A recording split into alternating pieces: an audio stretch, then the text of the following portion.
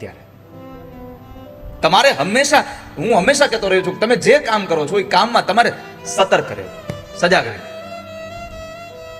સતત જાગતું રહેવું. ડ્રાઇવિંગ કરો ત્યારે હુઈ જાવ તો હાલે? હે હાલે? ગમે એટલા ઠાયકા હોય તો આપણે મોઢું ધોઈ ધોઈને ગાડી હકાવીએ. કેમ? કેમ? અથડાઈ ન જઈએ એનો ડર છે એટલા માટે. તો બસ ગાડીમાં અથડાશો તો તમને તરત ખબર પડી જશે, આ તમારા કર્મમાંથી તમે છૂટી જશો, તમારો કર્મ ચૂકી જશો તો બહુ લાંબા ગાળે ખબર પડશે કે આ તો કર્મનું ફળ આવ્યું. આ તરત નહીં અથડાય અહીંયા. પણ અહીંયા જે તમે અહીંયા ચૂકી ગયા છો, તમે જે અહીંયા ઝોકું લઈ લીધું છે, અહીંયા તમે જે સૂઈ ગયા છો, એ સુવાનું તમને પરિણામ આજ નહીં, કાલ નહીં, પરમ દિવસ નહીં, ઘણા લાંબા સમયે તમને એનું ફળ મળશે. ત્યારે થશે કે અમારાથી કયા એવા કર્મ થઈ ગયા. દાદા ભીષ્મએ પૂછ્યું, પ્રભુ મેં તો મારા પિતાજીના વચનને ખાતર બ્રહ્મચર્યાસનનું પાલન કર્યું, મેં ક્યારેય કોઈનું ખરાબ નથી કર્યું, અને છતાં મને બાણ સૈયા મળી. શા માટે? આ દુઃખ મેં એવું તો કયું પાપ કર્યું? અને ત્યારે ભગવાન કૃષ્ણે કીધું, દાદા પાપ કર્યું નથી, ખાલી દુશાસન જે દ્રૌપદીના ચીરહરણ કરતો હતો એને તમે જોઈ ગયા છો ને, એનું આ પરિણામ છે. ક્યારે મળ્યું? છે કુરુક્ષેત્રના મેદાનના યુદ્ધમાં. તો અહીંયા મારે તમને બધાને એ કહેવું છે કે તમે તમારા કર્તવ્યમાંથી જ્યારે પણ ચૂકી જશો ત્યારે ફળ એનું તત્કાળ કદાચ નહીં મળે, પણ એ મળશે પાકું છે. કર્મણ્યવાધિકારસ્તે મા ફલેષુ કદાચન. સત્કર્મનો તમારું તત્પર રહેવું જોઈએ. એટલે ભગવાન વ્યાસે લખ્યું, સત્ય સત્કર્મ તત્પરાહા. તત્પર રહેનારો માણસ. આપણા મનમાં હોય કે 7:30 વાગે એટલે આપણી આજની ડ્યુટી પૂરી, આપણા જેટલા થાય એટલે લાગી ગયા, પૈસા મળી જશે. પણ યાદ રાખજો, તમારા પૈસા, તમે નિષ્ઠા વગરના તમારા પૈસા લેવો ગમે ત્યાંથી. હું તો ખાલી આ છોકરાઓને એટલા માટે માધ્યમ બનાવું છું કે તમને લોકોને ખોટું ન લાગે. નિષ્ઠા વગરના જ્યારે પણ તમારા પૈસા તમારા ઘરમાં આવ્યા, તો આજ નહીં તો કાલ એ પૈસા એવા જ માર્ગે પાછા જશે. આ બહુ નરું સત્ય છે. એવા જ માર્ગે પાછા જશે. મારા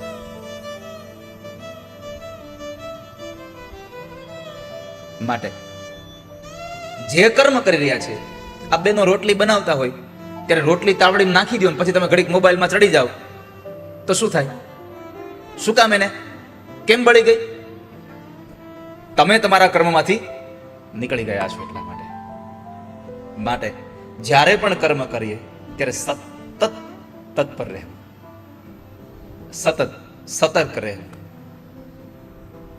સાવધાન રહેવું. એ આત્મદેવ બ્રાહ્મણ, પોતાના કર્તવ્યમાં તત્પર રહેલો બ્રાહ્મણ, એની પત્ની ધુંધુલી એના કામમાં રત હતી. રહેવું જોઈતું હતું ક્યાંક રત, અને રહીતી ક્યાંક રત. લોકવાર્તા ક્રૂરા પ્રાયશો બહુ જલ્પિકા સુરાચ ગ્રહ કૃત્યેષુ કૃપણા કલહ. માઇક સ્વિચ બંધ ન કરતો. સુરાચ ગૃહકૃત્યેષુ કૃપણા કલહ પ્રિયા.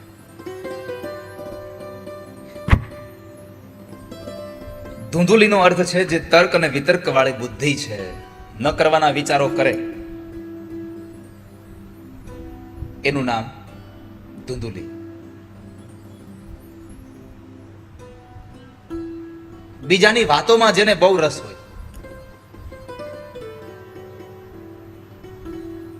કોઈકની વાત કરે પછી એને મજા આવતી હોય, આવી જેની વિચારધારા છે એ ધુંધુલી છે.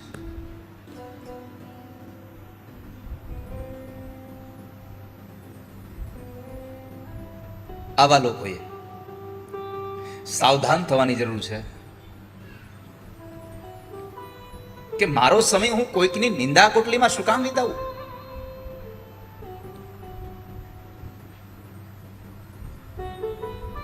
ઘણા ટેવ હોય, ઓલું વાસણ ઉટકીને પછી ઓલું એઠવાડ નીકળ્યો એ નાખવા નીકળે તો બે જણા ભેગા થાય તો એ એઠવાડ ને પડ્યો રે, એનો એઠવાડ ચાલુ થાય.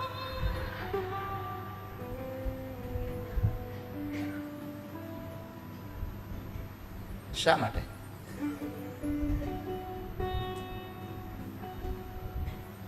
અને એવા સમયે પોતાની વાત જ સાચી છે આવી હઠ લેનારી સ્ત્રી એટલે ધુંધુલી.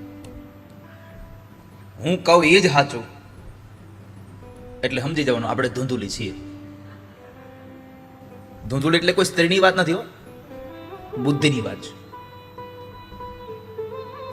ક્યારેક ક્યારેક તમે ગમે તેટલા સારા વિદ્વાન હોવા છતાં પણ ક્યારેક અમુક વ્યક્તિની વાતો સ્વીકારો, એમાં તમારી વિદ્વત્તા નિખરી આવે. તમે ગમે તેટલા વિદ્વાન હો, ગમે તેટલા જાણકાર હો, પણ ક્યારેક તમારાથી નાના માણસની વાતને પણ સ્વીકારીને તમારા જીવનમાં લઈ આવો તો તમે વિદ્વાન છો એ સાબિત થાય, તો તમે જ્ઞાની છો એ સાબિત થાય.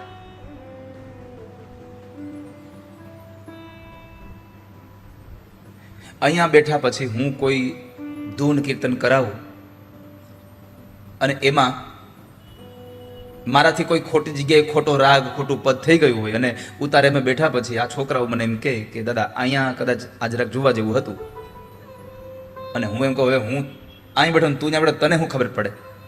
તો સમજી જવાનું કેટલું જ્ઞાન ને કેટલી વિદ્વત્તા છે. વિદ્વત્તાનો એક ભાવ છે સામેના માણસનો સ્વીકાર કરવો. જરૂરી નથી કે હું જ સાચો હોઉં, પોતાની જ વાત સાચી હોય એ જરૂરી નથી. ક્યારેક અમારે ગિરીશભાઈ રે થાય એવું ન થાય, એણે રાગ એનો કર્યો હોય ને અમે એમ કહીએ ગિરીશભાઈ આમ ન હોય, તો કે ના એ મેં આમ ગાય, તમે ગાયો તો પણ આપણે સ્વીકારવાની જરૂર છે કે આમ નથી હોતું, આમ જ છે. આ આપણી મહાનતા છે.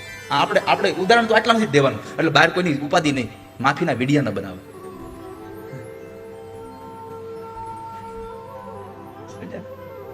અત્યારે એટલો ટ્રેન્ડમાં છે બધું, તરત જ માગો માફી.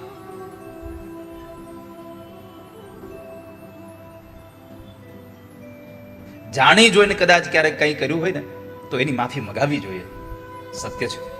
પણ ક્યારેક એમ જ કહેવાનો ભાવ શું છે એ તો પેલા પૂછો ને. છતાં પણ આપણે લાગી પડ્યા હોઈએ, આવું ન હોવું જોઈએ. એટલે અમે નક્કી કર્યું છે કે હવે આ ચોખ્ઠામાં જ રહેવાનું. ઉદાહરણમાં તો ઉપાધિ જ નહીં, અને આપણને ખબર છે કે આ લોકો આપણી પાસે કઈ માફીનો વિડીયો માંગવા નથી.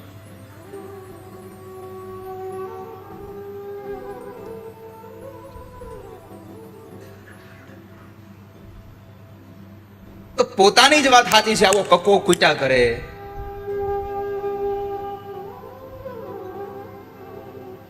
વહુને રસોઈ બનાવવાની રીત બીજી હોય અને હાહુને પહેલેથી બીજી રીતે આવડતી હોય. એમાં વહુ જે રીતે બનાવતા હોય એ જોઈ ગયા પછી હાહુ એમ કે આમ ન હોય આમ હોય. અરે પણ ગમે તેમ હોય, બને છે તો દાળને, બને છે તો રસોઈને. પણ જે પોતાની વહુનું એનો વ્યવહારને એની રીતને સ્વીકારી ન શકે તો સમજી લેવાનું આપણે હેમાં છીએ. બોલો, હવે મંડપ પાડવાનો વારો છે. બોલો.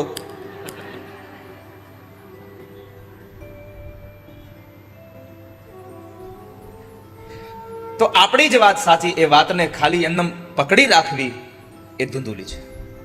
ધૂંધુલીનો સ્વભાવ હતો લોક વાર્તા રતા ક્રૂરા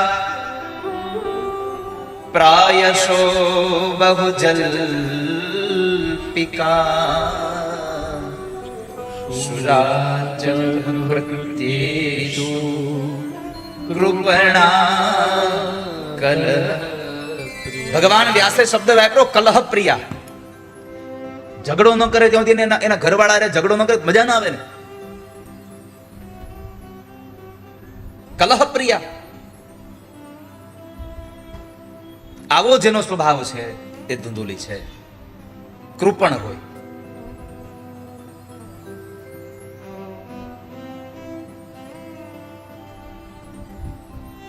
એક સત્ય કર્મમાં તત્પર છે, એકબીજાની વાતો કરવામાં તત્પર છે. એમાં બરાબર એને દીકરો નથી. ધૂંધુલીને કોઈ ફેર નથી પડ્યો, પણ આત્મદેવને થયું કે મારે ત્યાં સંતાન નથી. પોતાના કર્મમાં જે તત્પર રહ્યો છે એ માણસને દુઃખ થયું મારે ત્યાં સંતાન નથી, એટલે એમણે આત્મહત્યા કરવાનો નિર્ણય કર્યો. અને પોતે જંગલમાં જઈને જ્યારે આત્મહત્યા કરવા જાય છે અને એક સરોવરના કિનારે બેઠા બેઠા આત્મદેવ બ્રાહ્મણ રોવે છે, ત્યાં બરાબર એક મહાત્માજી આવ્યા અને એને પ્રશ્ન કર્યો, કથમ રોદિષિ વિપ્રત્વમ કાતે ચિંતા બલીયસી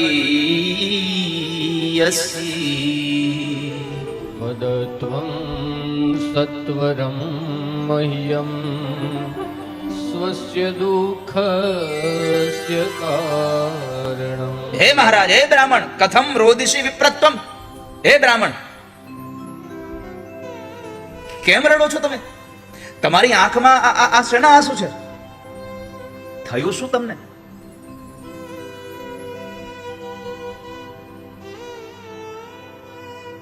વદત્વમ સત્વરમ, મને જલ્દી બતાવો શું થયું તમને? તમે શા માટે રડો છો? શું કામે મરી જવું છે? આત્મદેવ બ્રાહ્મણે કહ્યું, મારે ત્યાં દીકરો નથી એટલા માટે. મારે દીકરો નથી એટલા માટે મારે મરી જવું છે. મહારાજે કહ્યું, અરે રે, આટલી વાતમાં આમ મરી જવાય? દીકરો ન હોય તો શું થયું? આ સંસારમાં ક્યાં કોઈ સુખી છે? દીકરા વાળા સુખી નથી, દીકરા વગરના સુખી નથી. કારણ કે જેને સંતાન નથી એને એમ રડવું આવે છે કે મારા સંતાન નથી. જેને સંતાન છે એને એમ રડવું આવે છે આ છે પણ કઈ કયું કરતા નથી. બે બાજુ દુખી થવાય છે. પુત્ર નથી પણ સુખ જોતું હોય તો અમારી હારે ભાઈ આવો. સંન્યાસે સર્વથા સુખમ. સંન્યાસનો અર્થ એટલે કપડા બદલી નાખવા એ સંન્યાસ નહીં. ત્યાગમાં જે માને છે એને સુખ છે આ સંસારમાં. સંન્યાસનો અર્થ છે ત્યાગી. ત્યાગ કર્યા વગર સંન્યાસી બની ન શકો તમે. કપડા બદલવાથી સંન્યાસી નહીં. જે પણ વસ્તુ તમારી પાસે છે એનો ત્યાગ કરવો એ સંન્યાસ છે. પણ ઘણા લોકો સંગ્રહને માનતા હોય, ઘણા લોકો ત્યાગમાં સુખ માને, ઘણા સંગ્રહમાં, ઘણાને જેમ જેમ પૈસા ભેગા થાય મજા જ આવ્યા કરે પણ સારું કપડું પહેરે નહીં કોઈ દી. અને એના ખીચામાં 1 રૂપિયો ગયો પછી બહાર નીકળવું એટલે ઓલાની એ રૂપિયાની વૃદ્ધાવસ્થા આવી જાય ત્યાં સુધી બહાર ન નીકળવા દે. આ ઘણા એવા હોય. અરે ઘણા તો વાત જવા દો, ખીચામાં પૈસા જાય, રોજ હારે રહેવા વાળા હોય, એ ઠંડુ પીણું કે નાસ્તો કરવા જાય અને પછી બીજો ત્યારે પૈસા દે. અરે પણ હું દઈ દેત ને, પણ તે પેલો આવ્યો તો તું.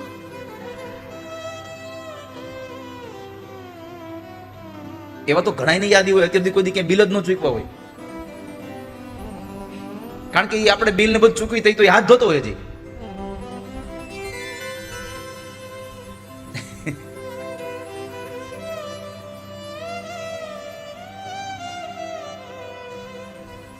તો જે માણસ માત્ર ને માત્ર સંગ્રહમાં જ માને છે,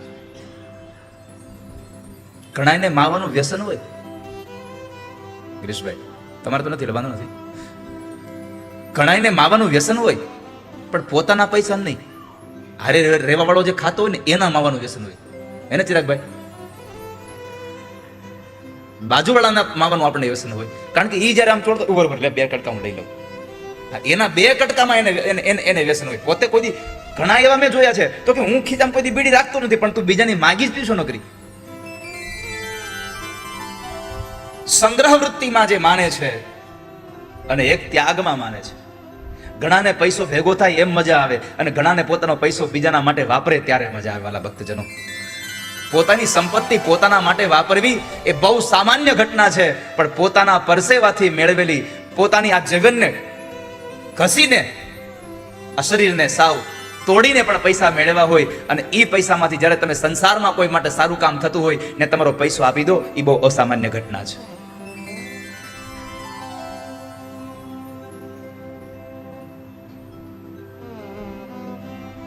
ઘણા તો તૂટી ગયેલા મોજાય ન જવા દેતા, એના પોતા બનાવે છે.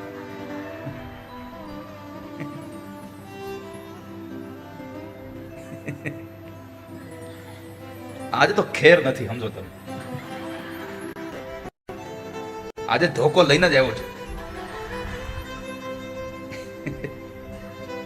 પણ મને એમ થયું કે આજે આમાં કોઈ આંગળી નથી ઊંચી કરવાની કે મેં મોજાનું પોતું બનાવ્યું છે. તમારે સમજી જવાનું છે.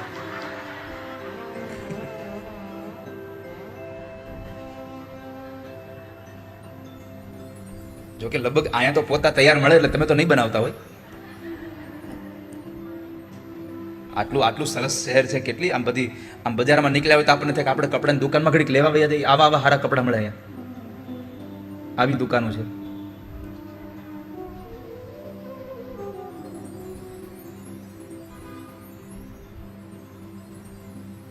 પણ આપણે સારું છે, આપણે એટલું સારું છે કે તમે જોજો, તમે લગ્નમાં આ કપડાં પહેરીને જાઓ ને તમારા, તોય તમારા સામે કોઈની નજર એમ ન થાય કે આ ધોળા પહેરીને નહીં આવ્યા, કારણ કે ખબર પડી કે આખો દિવસ ધોળામાં જ હોય છે. અને અમારે તો લગ્નમાં આ ને મરણમાં આ એક ના એક, કોઈને અમારો કઈ વાંધો જ નહીં. અને હવે અમારા તો કલર બદલાય નહીં. જો કલર વાળો જબ્બો ભૂલે છે કે પહેરો તો બીજે દી ફોટો આવે.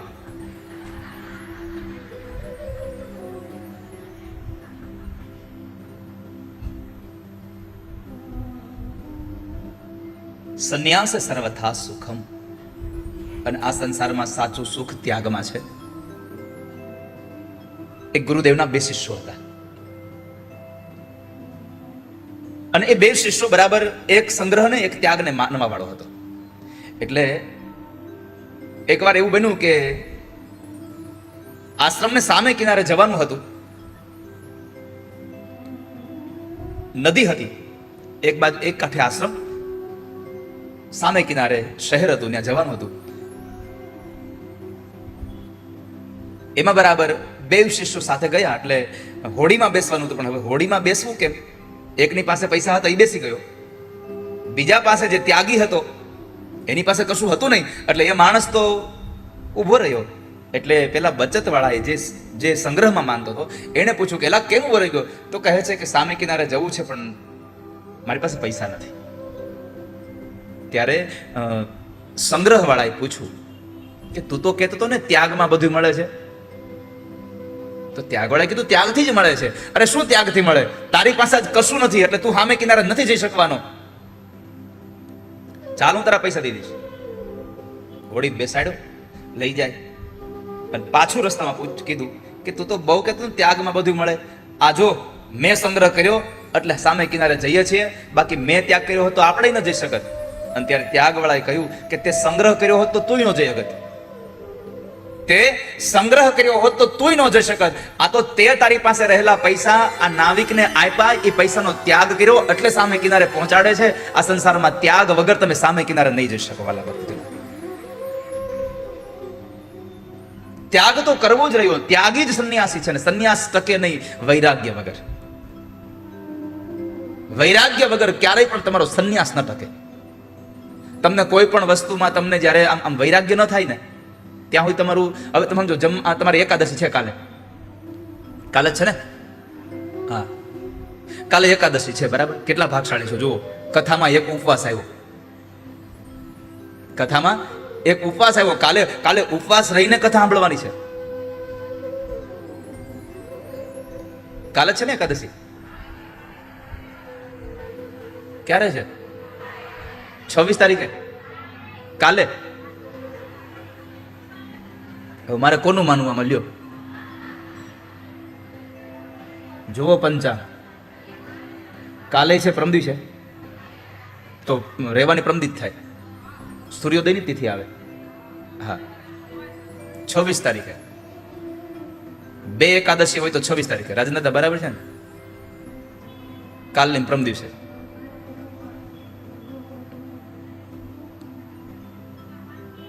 હે શું કહો છો?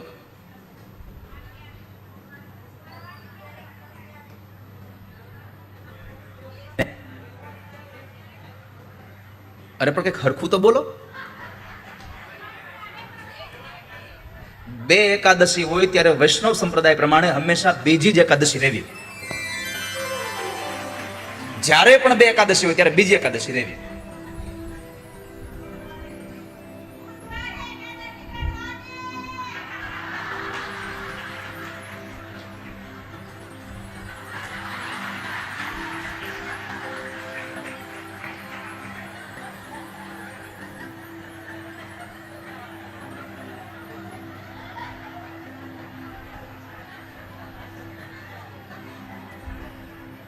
સંન્યાસી બાબાએ કહ્યું,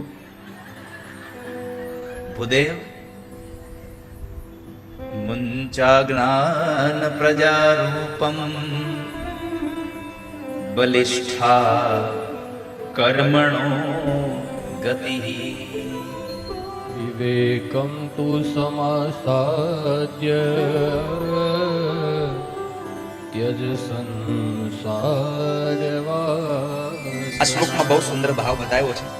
આત્મદેવ બ્રાહ્મણ અને ધુંધુલીને સંતાન ન હતું, એટલે એને શાંતિ નહોતી, એટલે એ મરવા માટે ગયા. આ આત્મદેવ એટલે આ આત્મા છે, ધુંધુલી એટલે બુદ્ધિ છે. જ્યાં સુધી આત્મા અને બુદ્ધિના આ મિલનમાં એક સંતાન નહીં જન્મે ત્યાં સુધી આત્મા કોઈ દી સુખી નહીં થાય. હવે આપણે આને બેને સંતાન કહ્યું. આ બેવને એક સંતાન છે વિવેક. જેના જીવનમાં વિવેક નથી, એના જીવનમાં ગમે તેટલો પૈસો હોય, ગમે તેટલું સારું મકાન હોય, ગમે તેટલી સારી કાર હોય, ગમે તેટલું સારું પદ અને પ્રતિષ્ઠા હોય, પણ જેના જીવનમાં વિવેક નામની ચીજ નથી, એ માણસને આ દુનિયામાં કોઈ શાંતિ અપાવી ન શકે. જેને વિવેક જ નથી મળ્યો, મારે કોની સાથે કેમ રહેવું જોઈએ, મારે કોની સાથે કેવો વ્યવહાર કરવો જોઈએ, હું શું છું, આનો જેને વિવેક નથી એ માણસને શાંતિ ન મળે. એટલે ભગવાન વ્યાસે કહ્યું વિવેકમ તું સમાસાદ્ય ત્યજ સંસાર વાસના. તું વિવેકને સાધી લે, આ સંસારની વાસના છોડી દે, કારણ કે સંસારમાં કોઈ કોઈને પ્રેમ કરતું જ નથી. દીકરાઓને પ્રેમ કરવા માટે મા બાપ કહેતા હોય છે અમારો દીકરો છે,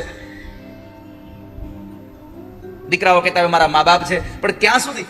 જ્યાં સુધી તમને એની આવશ્યકતા છે ત્યાં સુધી સૌ પ્રેમ કરે. હવે જ્યારે દીકરો તમારા પૈસાને ન વાપરવાનો એવી જગ્યાએ વાપરવા માંડે, માથે લેણું કરવા માંડે, તે નથી પેપર આપતા, હવે અમારું કઈ નથી, કયામ નથી, એટલે કોઈ કઈ કરશો નહીં વ્યવહાર, એટલે તારો દીકરો છે. આ સંસારમાં આપણી અપેક્ષાઓ સંપન્ન થાય ત્યાં સુધી આપણને સૌ પ્રેમના એ નાટકમાં ડૂબાડી રાખે છે. બાકી આ સંસારમાં એટલો સાચો પ્રેમ ક્યાં છે? અહીંયા તો સ્વાર્થ હોય ત્યાં સુધી બધું થાય, બાકી તો સ્વાર્થ અને કોઈ એવી ઘટના ઘટે તો લોકો ઉતરી જાય છે.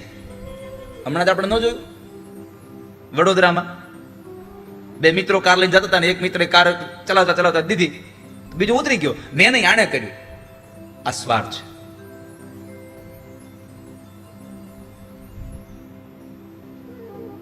પતિ પત્નીએ, એક સ્ત્રી એક પુરુષે લગ્ન કર્યા. પ્રેમ કેટલો હું તમને બતાવું, કેટલો પ્રેમ. બે લગ્ન કર્યા, 1 વર્ષ બરાબર આમ તમે જુઓ પ્રેમમાં એટલું બધું ઓતપ્રોત આયલું. શિયાળો હોય તો ગુલ્ફી ખાવા લઈ જાય,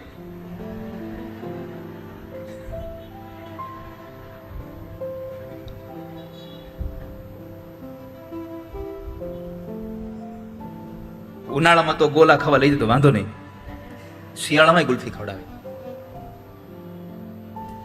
તો 1 વર્ષ તો આમ બરાબર ચાલ્યું, પણ બીજા વર્ષે જરાક આમ થોડીક બેયની વિચારધારા બદલી એટલે થોડીક જીભાજોડી થવા લાગી. પ્રેમ કેટલો છે મારે તમને બતાવું છું. બેયની જીભાજોડી ચાલુ થઈ ગઈ બીજા વર્ષે. ત્રીજા વર્ષે તો તું મેં થવા લાગ્યું. જ્યાં તમે કરતા ત્યાં મીંડું તું આવવા. અને એના પછીના વર્ષે તો એના પછી જપા જપી હામે હામે.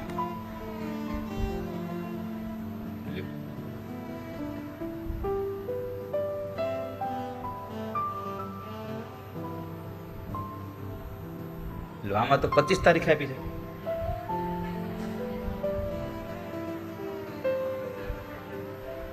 વ્રતની બીજા દિવસે જ હોય.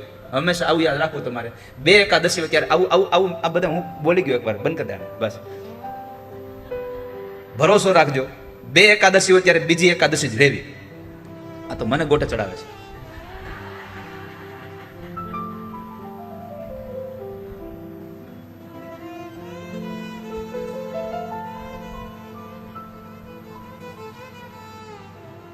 લગ્નના કપડા એ કારેજમાં લઈને આવ્યો.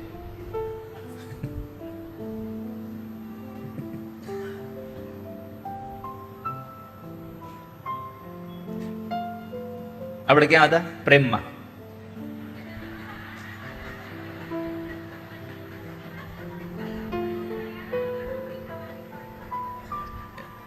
તો પછી તો એકબીજા હામાં જે હાથમાં આવે છૂટું મારી લે, આટલો પ્રેમ વધી ગયો. અને અંતે પતિએ નક્કી કરીને કહી દઉં કે હવે આપણે છૂટાછેડા કરી નાખો, હવે આપણે ભેગું નથી રહેવું, હવે આપણો સંસાર નહીં આવે. આપણે હાલ કોર્ટમાં કેસ કરી દઈએ અને કોર્ટમાં સાક્ષી આપણે બે છૂટું કરી નાખીએ. તો કે હું કોર્ટમાં શું કામ છૂટાછેડા કરું? પત્ની કીધું. કોણે? પત્ની કીધું કોર્ટમાં શું કામ છૂટાછેડા કરું? તો ક્યાં કરવા? તો કે આપણે માતાજીના મંદિરમાં જ લગ્ન કર્યા હતા, આપણે માતાજી પાસે જ જવું છે, ત્યાં છૂટાછેડા કરી નાખવા. સામે કીધું હાલ ના જાય. તે બે જણા માતાજીના મંદિરે જે 4 વર્ષ પહેલા જે પૈણા હતા ને ત્યાં ગયા. ત્યાં જઈ અને બે નક્કી કર્યું કે માતાજી અમે તમારી સાક્ષી લગ્ન કર્યા હતા, આ તમારી સાક્ષી જ અમે બે અહીંયાથી છૂટાછેડા કરીએ છીએ. અમે બે પ્રેમ લગ્ન કર્યા હતા તમારી સાક્ષીએ. અમારી બેની વચ્ચે અમારા બેમાંથી કોઈની ભૂલ હશે એટલે આવું થયું. તે પત્નીએ કીધું કે માતાજી જો અમારા બેના આ છૂટાછેડામાં જો મારા પતિનો વાંક હોય તો અત્યારે જ એને મારી નાખો. કેટલો પ્રેમ! મારા પતિનો વાંક હોય તો અત્યારે એને મારી નાખો, અને મારો વાંક હોય તો મને અત્યારે જ વિધવા કરો.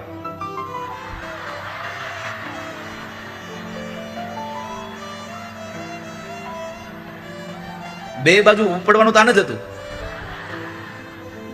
આટલો પ્રેમ હોય છે. મુંચા જ્ઞાન પ્રજા રૂપમ બલિષ્ઠા કર્મણો ગતિ.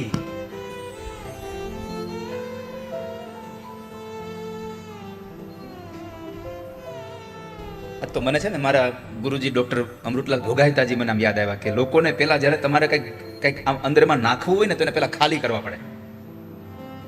અને એણે જે તત્વાર્થ ત્રિપદીમાં જે હસાવ્યા છે, ખાલી કર્યા છે, પણ ખાલી કરતા કરતા જે અંદર જે બધું ભરતા ગયા ને મહિષી ગીતમાં, મહિષી ગીતમ એને બહુ સરસ રીતે ત્યાં તત્વાર્થ ત્રિપદી જેને જેને સાંભળ્યું હશે ને કદાચ ખબર હશે.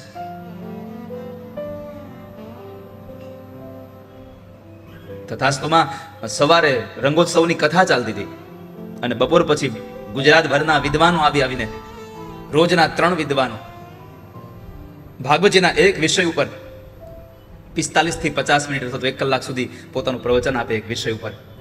એવો સરસ ક્રમ હમણાં જ સંપન્ન થયો.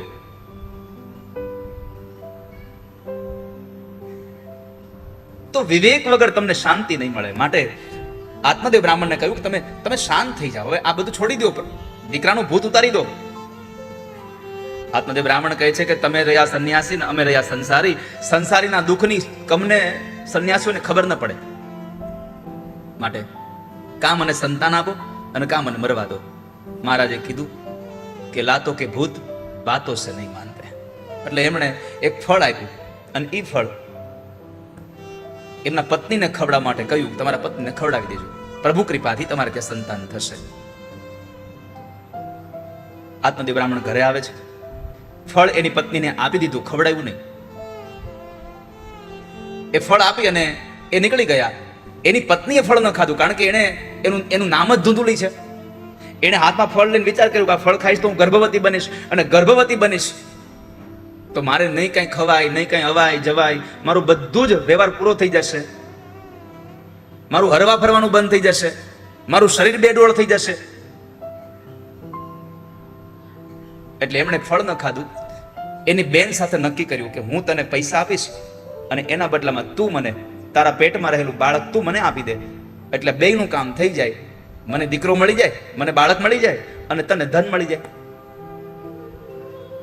આ વાત તો નક્કી થઈ ગઈ, પણ ફળનું શું કરવું? ફળ એને ગાયને ખવડાવ્યું. સમય વ્યતીત થયો એટલે ધુંધુલીએ પોતાના પતિને એટલે કે આત્માને છેતર્યો છે. આ બુદ્ધિ આત્માને છેતરી ગઈ. બંધન બંધન જંખે છે મમ મન, અને આત્મ જંખે છે છુટકારો. દહેશત છે મને કે આ બેવના ઝઘડામાં ક્યાંક ખૂટી ન જાય મારો જન્મારો. આ બેવના ઝઘડામાં આપણો જન્મારો પૂરો થઈ જાય છે આમનામ. એકને બંધન જોઈએ છે, એકને મુક્તિ જોઈએ છે.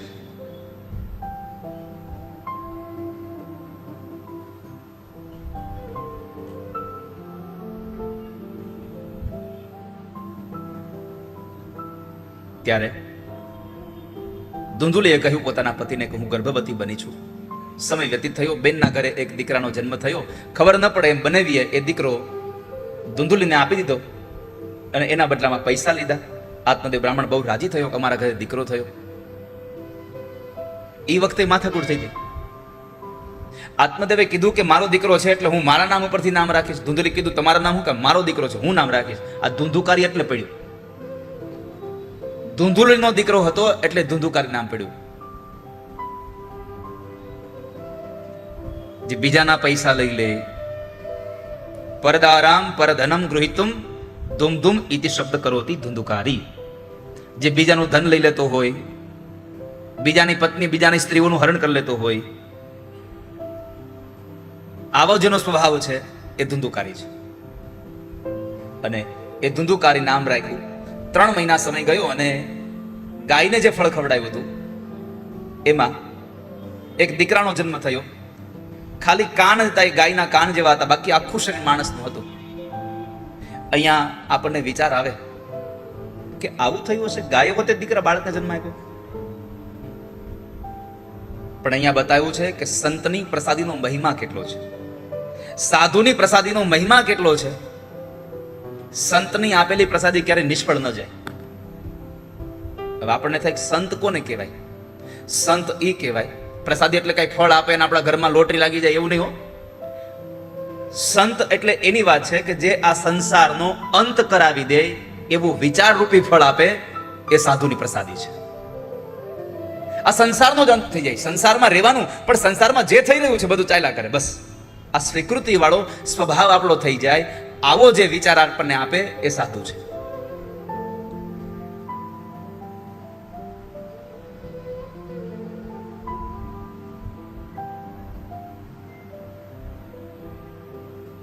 એનું નામ રાખ્યું ગોકર્ણ.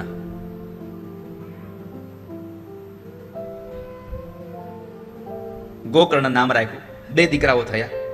સમય ઘણો વ્યતીત થયો. દીકરાઓ મોટા થયા, એમને વિદ્યા અભ્યાસ માટે બેસાડ્યા.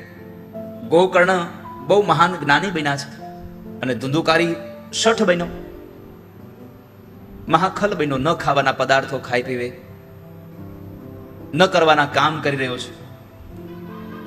એવા સમયે ભાગવતજીમાં તો ધુંધુકારી માટે શબ્દ વાપર્યો છે, શવ હસ્તેન ભોજનમ. મડદાના હાથનું ભોજન ખાતો તો. હવે મડદાના હાથનું ભોજન એટલે કઈ મરેલા લોકો પીરસવા જાય?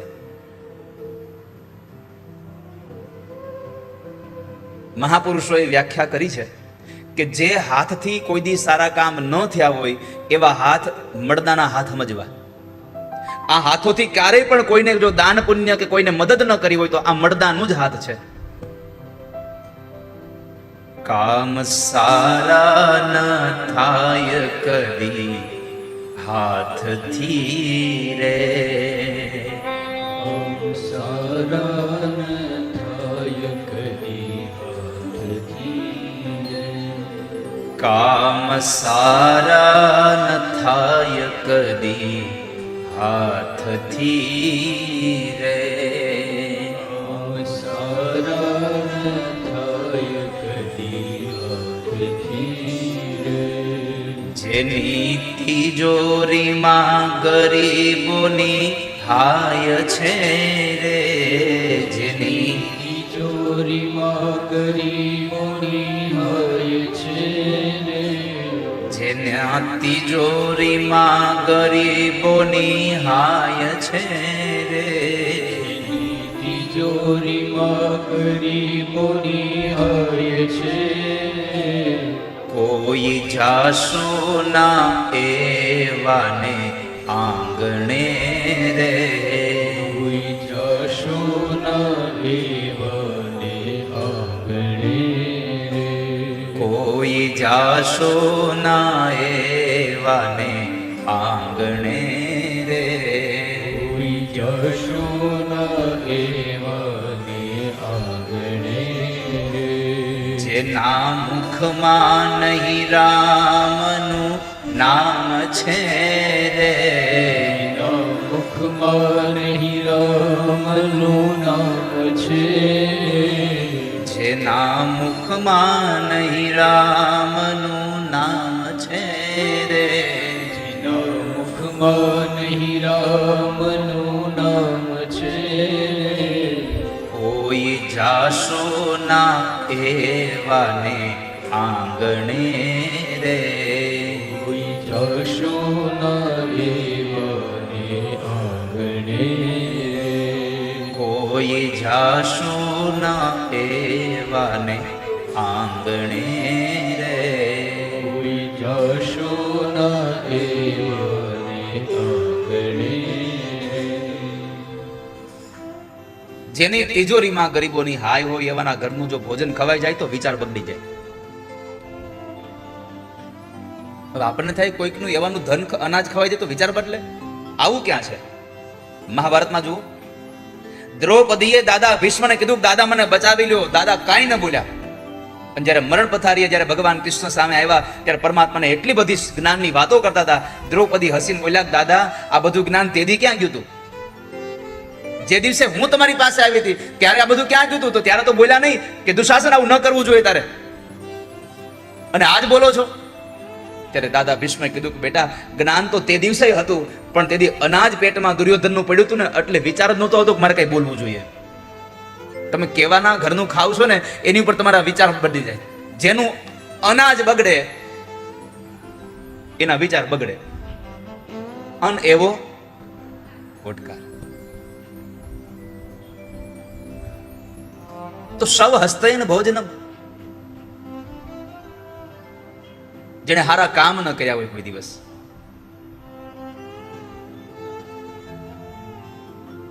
એવાના ઘરનું કોઈ દી ભોજન ન કરશો.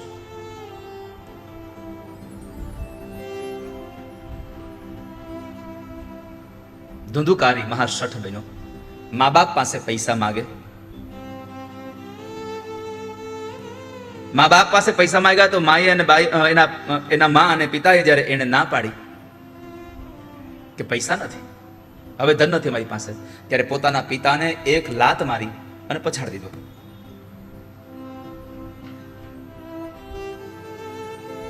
જે મા બાપની સેવા કરવી જોઈએ,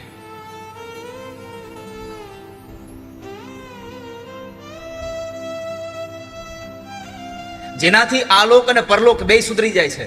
ગ્રંથોમાં લખ્યું છે, પિતૃવૃત્યા ત્વિમ લોકમ માતૃવૃત્યા તથા પરમ.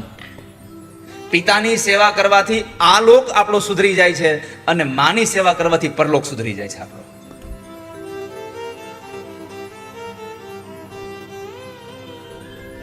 માતા પિતાની સેવાથી માણસને તમામ પ્રકારના સુખો મળી જાય છે. અને જ્યારે દીકરાનું પાટું વાગ્યું ત્યારે યાદ આવ્યું મહારાજ, કે પેલા મહારાજ એમ કહેતા હતા કે આ સંસારમાં દીકરાનું કોઈ કઈ હોતું નથી. કોણ મા બાપ, કોણ દીકરા, કોણ આ સંસારમાં? કોઈ કોઈનું છે જ નહીં આ સંસારમાં. આ મારો દીકરો ને આ મારો બાપ છે, આ મારી ઘરવાળી ને આ મારી માત છે, આ મારો દીકરો ને આ મારો બાપ છે, આ મારી ઘરવાળી આ મારી વાત છે. એલા મુવાની સંગાથે કોઈ મરતું નથી રે, કોઈ કોઈનું નથી રે, કોઈ કોઈનું નથી રે. લા મુવાની સંગાથે કોઈ મરતું નથી રે, કોઈ કોઈનું નથી રે, કોઈ કોઈનું નથી રે. અસારહ ખલુ સંસારો દુઃખ રૂપી વિમોહક. કસ્ય ધનમ કસ્ય સ્નેહવાન જ્વલતે નિશમ. સમજાઈ ગયું કોણ દીકરો, કોણ ધન, કોણ બાપ. સુતઃ કસ્ય ધનમ કસ્ય. આ તો બધાય આ સ્નેહમાં પડ્યા હોય ત્યાં સુધી સારું લાગે છે, પછી તો ખબર પડે કે ઓહો આ તો બધું આવું છે, ત્યારે વૈરાગ થઈ જાય. અને પછી પોતાના દીકરા ગોકર્ણ મહારાજને જઈને કીધું મારે શું કરવું જોઈએ. અહીંયા લખ્યું છે, અસારહ ખલુ સંસારો દુઃખ રૂપી વિમોહ. આને તમારે ગુજરાતીમાં ગાવું હોય તો ગિરીશભાઈ કેમ ગાવ? અમે તો સંસ્કૃતમાં ગાઈ નાખ્યું. અસારહ ખલુ સંસારો દુઃખ રૂપી વિમોહક. સુતઃ કસ્ય ધનમ કસ્ય સ્નેહવાન જ્વલતે નિશમ. હવે આને ગુજરાતીમાં તમારે ગાવું હોય તો કોણ દીકરા, કોણ ધન, તો શું કયો? કોના છોરું ને કોના વાછરું, કોના માને બાપ, અંતકાળે રે જાવું એક સાથે પુણ્ય ને પાપ, માટે કહું છું હેતે હરિનો રસ પીજીએ. સંસાર તો આ ધુમાડાના બાચકા જેવો છે, સાથે આવે નહીં કોઈ, અને રંગ પતંગનો ઉડી જશે. સુતઃ કસ્ય ધનમ કસ્ય સ્નેહવાન જ્વલતે નિશમ. કોના છોરું ને કોના વાછરું, કોના માને બાપ. માળી વીણે છે રૂડા ફૂલડા, કળીઓ કરે છે વિચાર. માળીઓ ફૂલ વીણે અને ઓલી કળીઓ વિચાર કરે છે કે ઓહો જો આ કપાઈ ગયા, પણ વિચાર એનો કરે કાલ આપણો વારો છે, આજ આપણો દિવસ રળિયામણો છે, આપણે અહીંયા ચોટ્યા છીએ. પણ યાદ રાખજો કે આ સંસારમાં જેટલા કળીઓ કોઈ નથી તોડતું, પણ ફૂલ બને ને પછી તૂટી જાય છે. ખીલે ને એને જ તોડવામાં આવે છે, જે ખીલે છે એને જ તોડવામાં આવે છે. આ તમે જુઓ આ સંસારમાં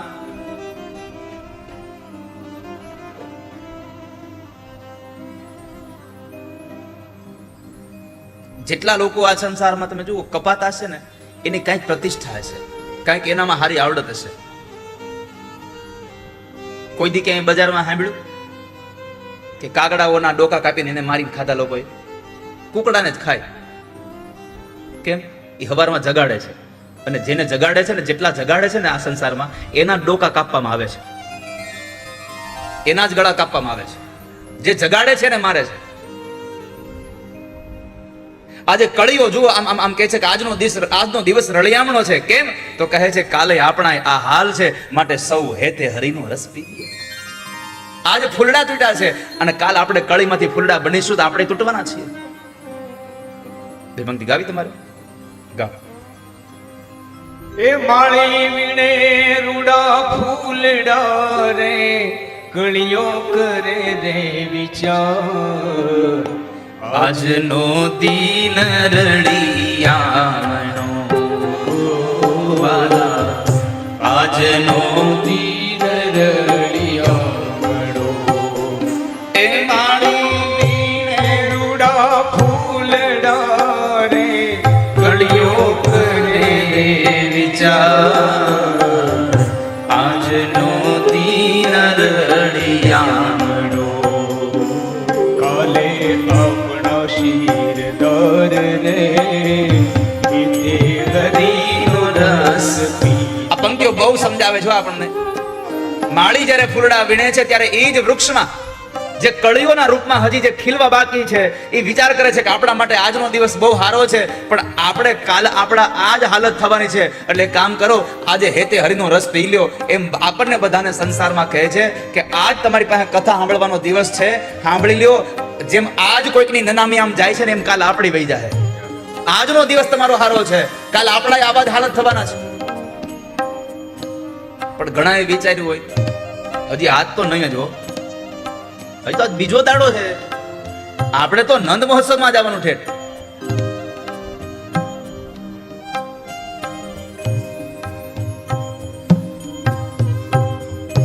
આજનો લાવો લીજીએ, કાલનું કાચું હોય.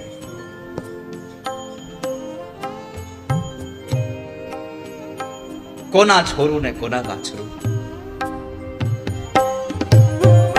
કોના છોરું ને કોના વાછરું રે, કોના માન ને બાપ.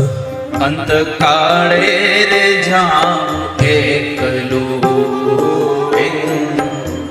અંતકાળે જાઉં એકલું.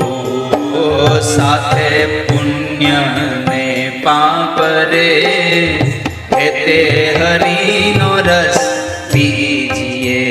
પીજીએ હેતે હરિનો રસ પીજીએ.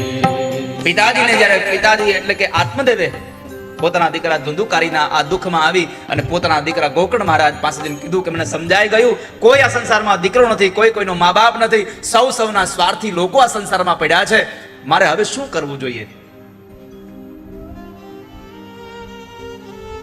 અને ત્યારે ગોકર્ણ મહારાજે કહ્યું, ધર્મં ભજસ્વ સતતં ત્યજ લોક ધર્માન સેવસ્વ સાધુ પુરુષાન જહિ કામ તૃષ્ણા. અન્યસ્ય દોષ ગુણ ચિંતનમાશુ મુક્ત્વા સેવા કથા રસમો નિતરામ પિબત્વમ. પિતાજી, જો તમને સમજાઈ ગયું હોય કે આ સંસારમાં કાંઈ નથી, તો એક કામ કરો. સૌથી પહેલું કામ, આ સંસારમાં ધર્મમ ભજસ્વ સતતમ ત્યજ લોક ધર્માન. આ બધું મૂકી દો. હવે મા બાપ, દીકરા દીકરીઓ, પત્ની, આ બધું મૂકી દો અને સતત તમે પરમાત્માની કથાઓ સાંભળો, સાધુઓનો સંગ કરો, તમારી તૃષ્ણાને તોડો, બીજાના દોષ અને ગુણને જોવાનું બંધ કરી દો. અને છેલ્લે પિતાજી, ભગવાનની સેવા કરો, સંતોની સેવા કરો અને ભગવાનના ગુણોને સાંભળતા સાંભળતા સાંભળતા તમે પ્રભુ પાસે થઈ જાઓ. કર્મ એવું કરો કે તમને મૃત્યુમાં આનંદ આવે. તમે બીજી ચિંતા ન કરશો હવે, કારણ કે તમે જે કર્મ કર્યું છે એનું ફળ તમને મળશે. કર્મ પ્રધાન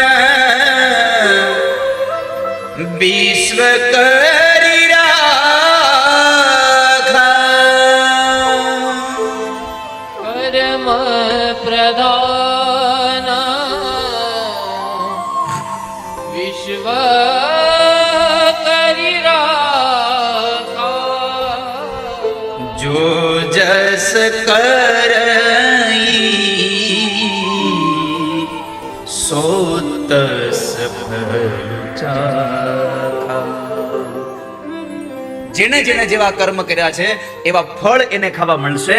માટે પિતાજી, તમે તમારું કર્મ કરો, હવે ભગવાનને બધી લો. સેવા કથા રસમહો નિતરામ પિબત્વમ. તમે નિત્ય પ્રભુની કથા સાંભળો. આ કથા ગોકર્ણ મહારાજે ઉપદેશ આત્મદેવને કર્યો છે, પણ ઈશારો આપણને કર્યો છે કે રોજ કથા સાંભળવી, નિત્ય ભગવાનની કથા સાંભળવી. હવે આપણે એમ કહીએ કે નિત્ય અમારે તો રોજ સાંભળવી, પણ અમારા ગામમાં કંઈક જ કથા આવે છે, તો મોબાઈલમાં રોજ આવે છે. અને એવું જરૂરી નથી કે એક જ વક્તાની કથા સાંભળવી જોઈએ. જેની કથા આવતી હોય એની બસ કમસે કમ 10 મિનિટ તો 10 મિનિટ પણ આપણે ભગવાનની કથા રોજ સાંભળી લેવી. અને કદાચ કોઈની કથા ન આવતી હોય તો ઘરમાં ભાગવતજી જેવો ગ્રંથ રાખવો, એમાંથી 10 મિનિટ ભાગવતની કથા વાંચી લેવી. પણ નિત્ય ભગવાનની કથામાં આપણે જોડાવવું, એ વાત આપણો નિર્ણય હોવો જોઈએ. પિતાજી, સેવા કથા રસમહો નિતરામ પિબત્વમ.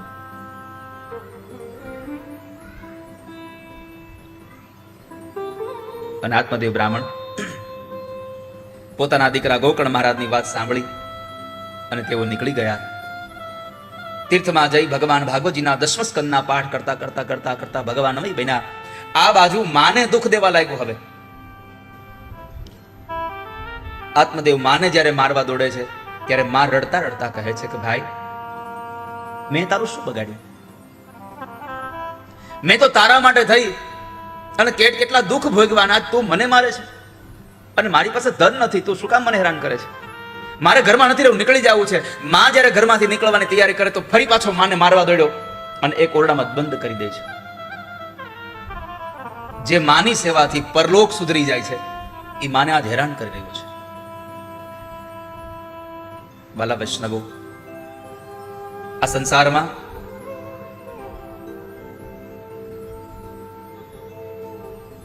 પ્રભુને રાજી કરવા હોય તો સૌથી મોટું શ્રેષ્ઠ સાધન છે તમારા વૃદ્ધ મા બાપને ક્યારેય દુખી ન કરો. બસ તમારા મા બાપને ક્યારેય પણ જો દુઃખ નહીં આવે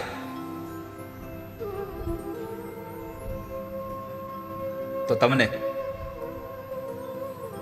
પરમાત્માને રાજી કરવા માટે બીજું સાધન ગોતવું નહીં પડે.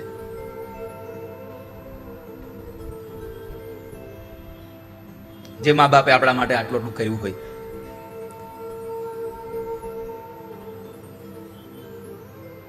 સંતાનો ગમે તેવું વર્તન કરે મા બાપ હારે, તો મા બાપ કોઈ દી એમ ન કહે તું હેરાન થઈશ જા. આ મા બાપની સૌથી મોટી મહાનતા છે. ગમે તેવું વર્તન કરે છતાં પણ દીકરા માટે ક્યારેય કોઈ દી કુભાવ ન જાગે અંદરથી.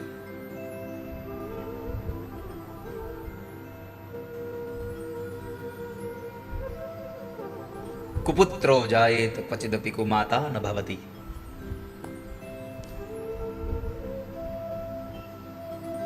પુત્ર કુપુત્ર થાય પણ માતા ક્યારેય કુમાતા ન બને.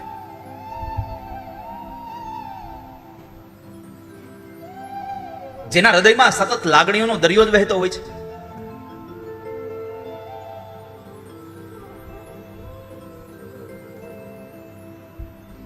ધુંધુકારી આજે મા બાપને દુઃખ આપી રહ્યો છે, પણ એને નહીં સમજાતું હોય. પણ જ્યારે મા બાપ જીવનમાં ન રહે ત્યારે સમજાય જાય કે માની કિંમત શું હતી.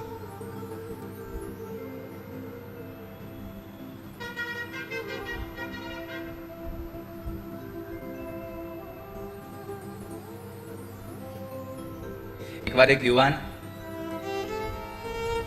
ઓફિસથી આવતો હતો અને ઘરે આવ્યો. ત્યાં રસ્તામાં જરા વરસાદ હતો એટલે પલળીને ઘરે આવ્યો. ઘરે આવીને પોતે જ્યારે પોતાના કપડાં બદલ્યા અને પોતે બેઠો હતો, પછી પોતાના સોફા ઉપર બેઠો બેઠો એ માણસ રડતો હતો.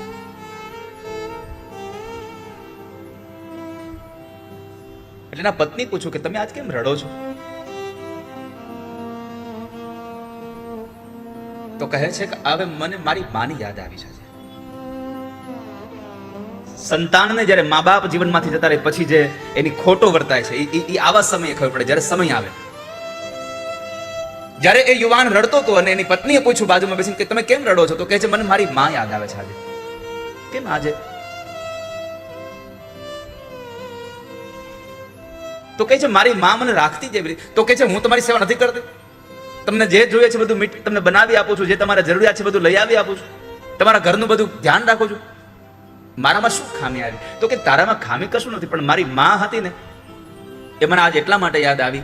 તું મારી બહુ સેવા કરે છે, તું મારું ખૂબ ધ્યાન રાખે છે, પણ મારી માની યાદ એટલા માટે આજે આવી કે એક દિવસ એવો હતો કે જ્યારે હું ઓફિસ ગયો અને જમવા બેઠો ને મારો ટિફિનનો ડબ્બો કાઢ્યો તો મારી થેલીમાંથી પ્લાસ્ટિકની થેલી નીકળી. એટલે મને સમજાણું નહીં કે મારી માએ શું કામ મને પ્લાસ્ટિકની થેલી આપી છે.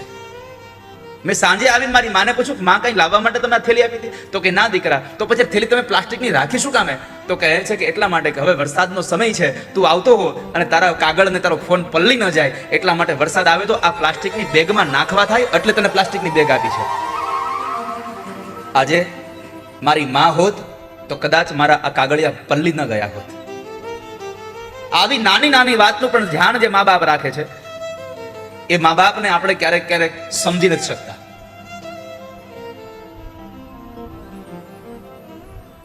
આમાં ઘણા બધા લોકો એવા બેઠા છે જે બોલ્યા હશે ક્યારેક કે અમારા ગવઢિયા હતા ને તો સારું હતું, ઘરે કોઈ તાળું નહોતું મારવું પડતું. આમાં ઘણા બધા એવા છે. વડીલે ઘરમાં હોય ને તો તમે 2, 5, 10 કલાક ઘર મૂકીને નીકળી જાવ ને તો ચિંતા ન રહે, ઘરે કોઈક છે આવું થાય. આજ ધુંધુકારી માને ઘરમાં બંધ કરી દઈ રહ્યો છે. અને એ માં એક વખતના સમય બન્યું એવું કે સાંજના સમયે ધુંધુકારી નશો કરીને ઘરે આવે ત્યારે માં ઘરમાંથી નીકળી જાય છે. પણ નીકળતા શું થયું? દીકરો બેભાન અવસ્થા જેવી અવસ્થામાં પડ્યો હતો એટલે માએ એના કપાળમાં ચુંબન કર્યું. કારણ ગમે તેમ તો એ માં છે. આના જેવું કોઈનામાં લાગણીઓનો પ્રવાહ વહે નહીં. બીજા બધા મરજો પણ માં કોઈની મરશોમાં ઈ આમ નથી કહેવાય. અને એટલે કવિ બોટાદકર લખે છે મીઠા મધુને મીઠા મેહુલા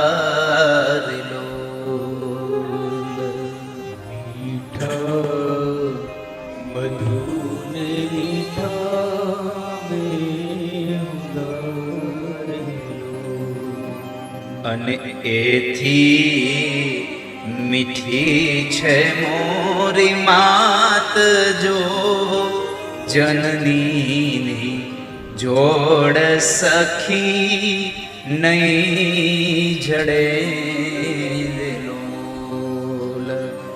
એથી મીઠી છે મોરી માત જો જનની જોડ સખી નહીં જડે. હે જીરે જનનીની જોડ સખી નહીં જડે હે ધીરે જનની જોડ સખી નહીં જડે. ગમે તેટલા મોટા તમે થઈ જાવ, આ સંસારના ગમે તેટલા લોકો તમારી હારે કામ કરતા હોય, તમને પ્રેમ આપતા હોય, પણ એક વખત તો એવું આવશે કે જ્યારે તમને તમારી માનો પ્રેમ યાદ આવશે. પ્રભુના એ પ્રેમ તણી પૂતળી રોલ. પ્રભુના પ્રેમ તણી પૂતળી લો. અને જગથી જુદેરી જાત જો જનનીની જોડ સખી નહીં મળે લો. જગથી જુદેરી જાત જનની જોડ સખી નહીં જડે લો. હે જીરે જનનીની જોડ સખી નહીં જડે લો. ધીરે જનની જોડ સખી નહીં જડે. આ સંસારમાં માં જેવું પાત્ર એકવાર જીવનમાંથી જાય પછી બીજી વાર ક્યારે મળતું જ નથી. સંપત્તિ ગમે તેટલી લઈને તમે નીકળી જાઓ, તમે બધું જ મેળવી શકો આ દુનિયામાં, મા બાપનો પ્રેમ તમે ન મેળવી શકો.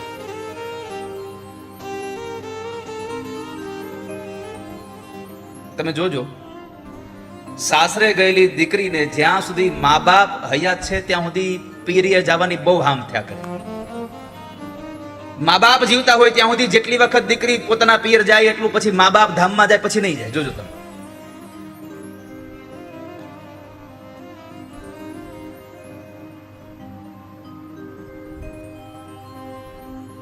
કવિને કોઈકે પૂછ્યું કે માને તમે કહો છો કે મા તો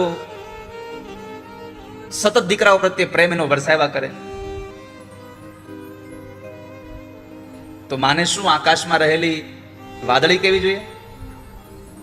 કવિએ ના પાડી દીધી કે ના, કારણ કે આકાશમાં રહેલો વાદળ એ સતત ન વરસે.